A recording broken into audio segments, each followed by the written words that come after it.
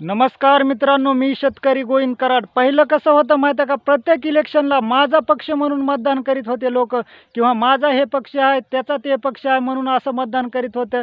कुणी जातीवाद करून असं मतदान करीत होतं, त्या जातीचा हे उमेदवार आहे, त्या जातीचा ते उमेदवार आहे म्हणून. पण आता ह्या इलेक्शनला कसं झालेलं आहे मित्रांनो, ना जात ना पक्ष बघून असं कोणत्याच गोष्टीचा न विचार करून मतदान केलेलं आहे मित्रांनो जनतेनं. आणि ही जनतेनं मतदान जे केलेलं आहे ते मनसेला केलेलं आहे मित्रांनो. कारण तर आपल्या इकडं मनसेला आतापर्यंत एवढं मतदान पडायला नव्हतं आणि मनसेच्या जागा यायला नव्हत्या मित्रांनो. कारण तर ही जी मतदान माझ्या अनुभवातून सांगायला मित्रांनो, ही जी मतदान प्रत्येकानं जे केलेलं आहे, माणूस आपला ही काम करू शकतो आणि काम करणार आहे म्हणून असं निवडून दिलेलं आहे मित्रांनो.